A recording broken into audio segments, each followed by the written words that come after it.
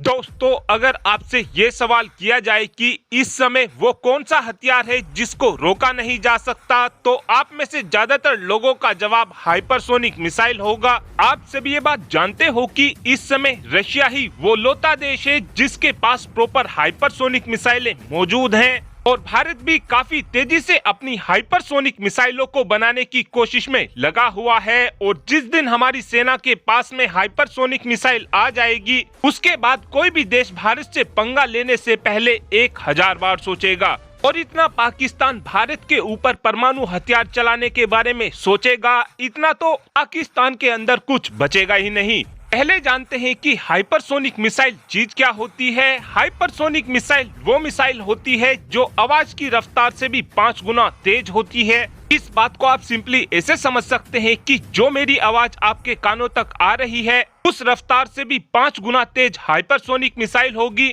और इस समय भारत अपनी हाइपरसोनिक मिसाइलों को बनाने के लिए पैसे को पानी की तरह बहा रहा है।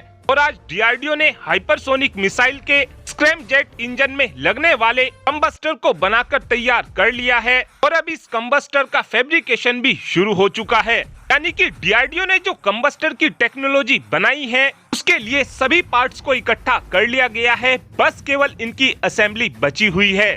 और हाइपरसोनिक मिसाइल में लगाने के लिए डीआरडीओ ने अपने 4 कंबस्टर को बनाकर तैयार कर लिया है और 8 सब स्केल कंबस्टर भी बनाकर तैयार कर लिए गए हैं। और जल्द ही डीआरडीओ की तरफ से इन कंबस्टर की टेस्टिंग शुरू कर दी जाएगी। और अब जानते हैं कि कंबस्टर होता क्या है। कंबस्टर किसी भी मिसाइल और फाइटर जेट में वो पार्ट होता है जहां पर मिसाइल और फाइटर जेट का सभी फ्यूल जलता है। और इस फ्यूल को जलने की प्रोसेस को हम कंबशन बोलते हैं। किसी भी मिसाइल में कंबस्टर बहुत ही ज्यादा इम्पोर्टेंट पार्ट होता है, क्योंकि सारा फ्यूल यहीं पर जलता है, जिस कारण कंबस्टर बहुत ही ज्यादा गर्म हो जाता है।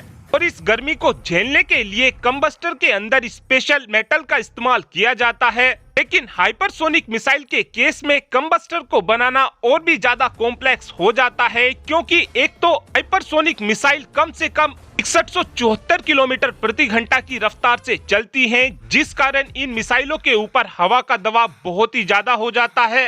ऊपर से कंबस्टर भी लगातार गर्म होता रहता है, इसीलिए हाइपरसोनिक मिसाइल के कंबस्टर को बनाना बहुत ही ज्यादा मुश्किल होता है।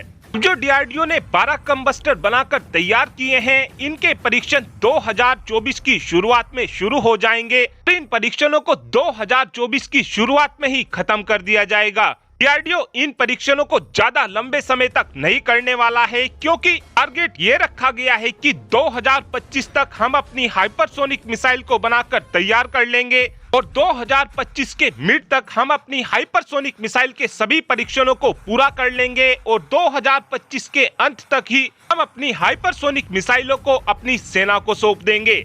जिस दिन हाइपरसोनिक मिसाइल हमारी सेनाओं को मिल गई, उसके बाद भारत को रोकना नामुमकिन हो जाएगा। और अब आप ही कमेंट कर बता सकते हैं कि हमारी तीनों ही सेनाओं के पास कितनी संख्या में हाइपरसोनिक मिसाइल होनी चाहिए। इस बात का आंसर आप कमेंट बॉक्स में दे सकते हैं। Thanks for watching this video. Have a good day.